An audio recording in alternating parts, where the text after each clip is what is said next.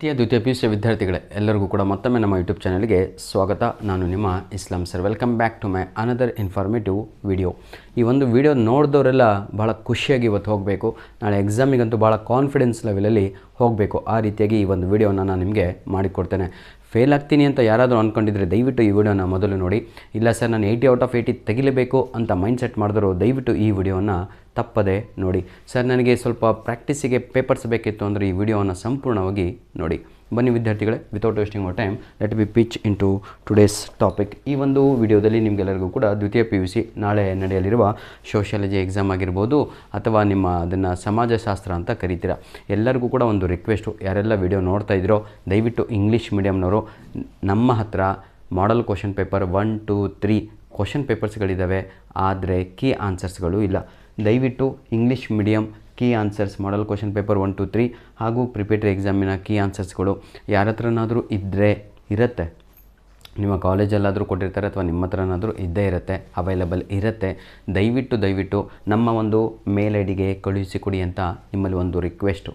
Reason ಇಷ್ಟೇ, ಕನ್ನಡ ಮೀಡಿಯಮ್ನವರಿಗಂತೂ ನಾನು ಕೊಟ್ಬಿಟ್ಟೆ, ನನ್ನ ಹತ್ರ ಕನ್ನಡ ಮೀಡಿಯಮ್ ಇತ್ತು, ಆದರೆ ಇಂಗ್ಲೀಷ್ ಮೀಡಿಯಮ್ ಮೆಟೀರಿಯಲ್ ಇಲ್ಲ ಕಣ್ರೋ, ಬೇಜಾರಾಗಬೇಡಿ. ದಯವಿಟ್ಟು ಆದಷ್ಟು ಬೇಗ ವಿಡಿಯೋ ನೋಡ್ತಾ ಇದ್ದಂಗೆ ಒಂದು 5 ನಿಮಿಷದ ಕೆಲಸ ಕಳಿಸ್ಕೊಟ್ರೆ ಆಲ್ ಓವರ್ ಕರ್ನಾಟಕ ವಿದ್ಯಾರ್ಥಿಗಳಿಗೆ ಎಲ್ಲರಿಗೂ ಕೂಡ ಹೆಲ್ಪ್ ಆಗುತ್ತೆ.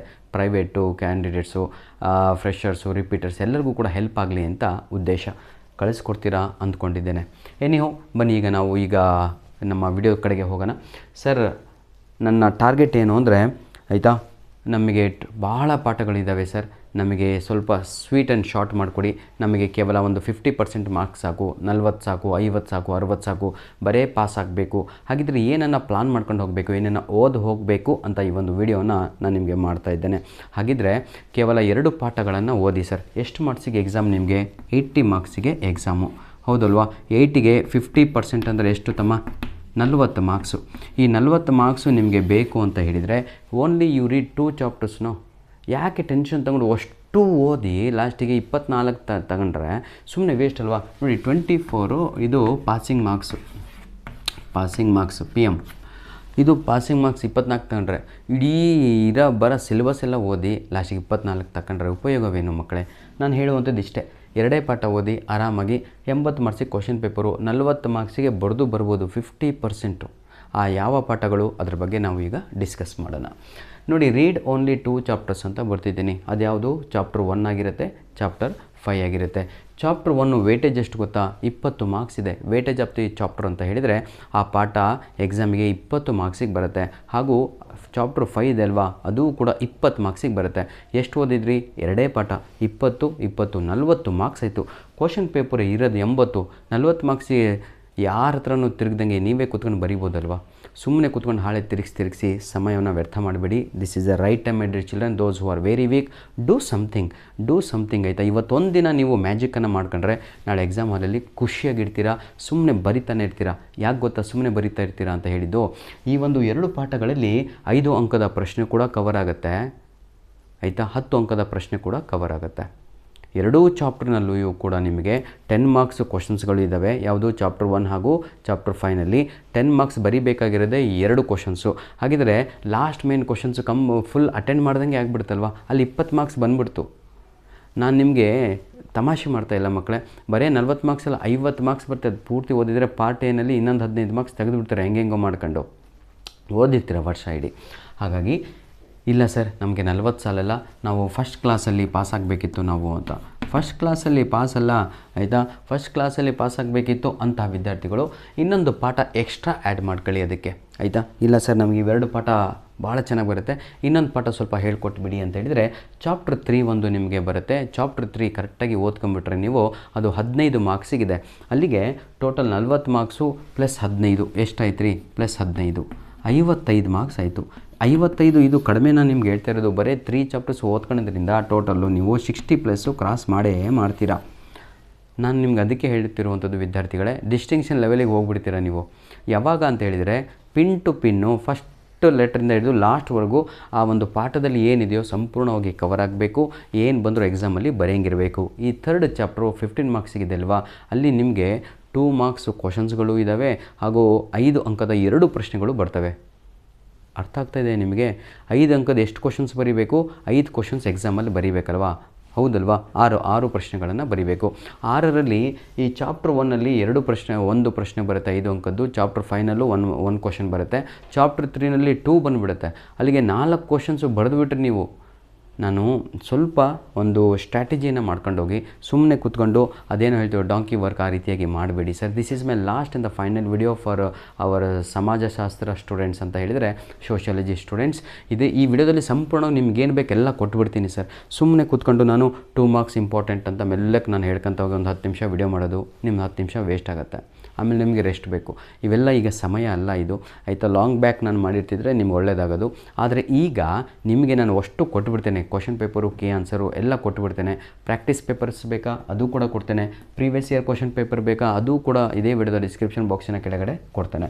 ಹಾಗಿದ್ರೆ 2025-26 ಇದು ಯಾಕೆ ವಿಡಿಯೋ ಮಾಡ್ತಾಯಿದ್ದೀನಿ ಅಂದರೆ, ವಿದ್ಯಾರ್ಥಿಗಳು ಕಮೆಂಟ್ ಮಾಡ್ತಾಯಿದ್ದಾರೆ, ಸರ್ ಮಾಡಲ್ ಕ್ವಶನ್ ಪೇಪರ್ ಓದಿದರೆ ನಾನು ಪಾಸ್ ಆಗಿಬಿಡ್ತೀನ ಅಂತ. 100% ಪಾಸ್ ಆಗ್ತೀರಾ. ನಾನು ಇದು ಬರೆದು ಇಟ್ಕೊಳ್ಳಿ ನೀವು. ಇದು ನಾನಲ್ಲ ಸರ್ ಹೇಳಿದ್ದು, ಮತ್ತು ನಾನು ಹೇಳಿದೆ ಅಂತ ಮತ್ತು ನನ್ನ ಮೇಲೆ ಆಮೇಲೆ ಬೇಜಾರಾಗಿದ್ದೀರೋ. ಇದು PUC ಬೋರ್ಡ್ ವತಿಯಿಂದ ಬಂದಂಥ ಉಪಾಧ್ಯಕ್ಷರು ಇದ್ದಾರಲ್ವ, PUC ಬೋರ್ಡ್ನವರು, ಆಯಿತಾ, ಪ್ರೆಸಿಡೆಂಟು, ಅವರು ಈ ಮಾತನ್ನು ಹೇಳ್ತಾರೆ. ಏನು ಅಂತ ಹೇಳಿದರೆ 100% ಈಸಿಯಾಗಿ ಮಗು ಪಾಸ್ ಆಗ್ಬೋದು. ಅದಕ್ಕೆ ನಾವು ಮಾಡಲ್ ಕ್ವಶನ್ ಪೇಪರ್ 3 ಕೂಡ ಕೊಟ್ಟಿದ್ದೇವೆ. ಅದು ಆ್ಯನ್ಯುವಲ್ ಎಕ್ಸಾಮಿಗೆ ಹೆಲ್ಪ್ ಆಗುತ್ತೆ ಅಂತ. ಕ್ಲಿಯರ್? ನಾನು ಒಬ್ಬ ಮೀಡಿಯೇಟರು ಅಷ್ಟೇ.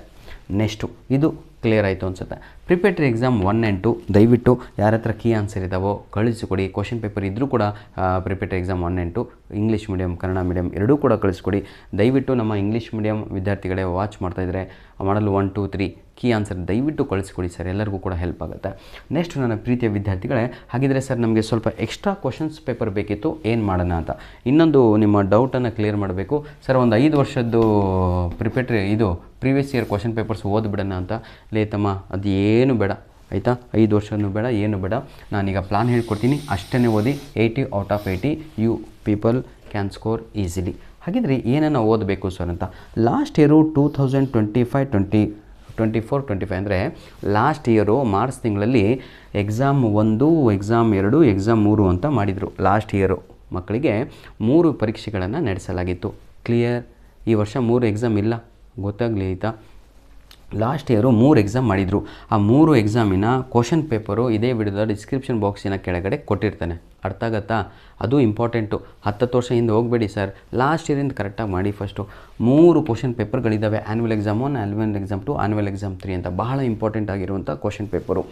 ನೆಕ್ಸ್ಟು ಆ ಲಾಸ್ಟ್ ಇಯರಿಗಾಗಿ model question paper 1, model question paper 2, model question paper 3 ಅಂತ ಆ ವರ್ಷನೂ ಕೂಡ ರಿಲೀಸ್ ಆಗಿತ್ತು. ಅಲ್ಲಿಗೆ 6 ಕ್ವಶನ್ ಪೇಪರ್ ನಿಮಗೆ ಎಕ್ಸ್ಟ್ರಾ ಕೊಡ್ತಾ ಇದ್ದೀನಿ ಈಗ ನಾನು. ಈ 6 ಕ್ವಶನ್ ಪೇಪರು, ಈ 3 ಮಾಡಲ್ ಕ್ವಶನ್ ಪೇಪರು, ಇದು ಯಾರಿಗೆ ಹೇಳ್ತಾ ಇದ್ದೀನಿ ಅಂದರೆ, ಸರ್ ನನಗೆ 80 out of 80 ಬೇಕೇ ಬೇಕು. ಕ್ವಶನ್ ಪೇಪರಲ್ಲಿ ಏನೇನು ಬರುತ್ತೋ ಎಲ್ಲ ನಾನು ಓದ್ಕೊಂಡೆ ಮುಂಚೆನೇ ಹೋಗಿರಬೇಕು. ನಾನು ಎಕ್ಸಾಮ್ ಹಾಲಲ್ಲಿ ಕೂತ್ಕೊಂಡು ಅಯ್ಯೋ ಓದ್ಕೊಂಡು ಬರಲಿಲ್ಲಲ್ಲ ಅಂತ ಅನ್ನಿಸ್ಬಾರ್ದು ಅಂತ, ಆಯಿತಾ? You should not regret in exam hall. That is the reason my dear children. These 6 question papers ಯಾವುದಿವು? Exam 1, 2, 3 last year, model 1, 2, 3 last year ಕ್ಲಿಯರಾಗಿ ಬರೆದಿದ್ದೀನಿ. 2024-25, 24-25 ಎಲ್ಲರಿಗಿಂತ ವೆರಿ ಇಂಪಾರ್ಟೆಂಟ್ ಅಂತ ಹಾಕಿದ್ದೀನಿ. ಯಾವುದದು? 2025-26 ಮಾಡಲ್ 1, 2, 3 question paper with key answer. ಇದೇ ವಿಡಿಯೋದ ಡಿಸ್ಕ್ರಿಪ್ಷನ್ ಬಾಕ್ಸಿನ ಕೆಳಗಡೆನೂ ಇರುತ್ತೆ. ನಿನ್ನೆ ನಾನು ನಿಮಗೆ ಅಪ್ಲೋಡ್ ಮಾಡಿಕೊಟ್ಟಲ್ವ, ಆ ವಿಡಿಯೋದ ಡಿಸ್ಕ್ರಿಪ್ಷನ್ ಬಾಕ್ಸಿನ ಕೆಳಗಡೆ ಕೂಡ ಇದೆ. ನನ್ನ ಮಾತು ಇಷ್ಟೇ ನನ್ನ ಮಕ್ಕಳೇ, ಸುಮ್ಮನೆ ಏನೇನೋ ಓದ್ಕೊಂಡು ಹೋಗೋಕ್ಕಿಂತ ಇದು ಇಂಪಾರ್ಟೆಂಟ್ ಆಗಿರುವಂಥದ್ದು, ಬೋರ್ಡ್ ಮೇಲೆ ತೋರಿಸಿರುವಂಥದ್ದು.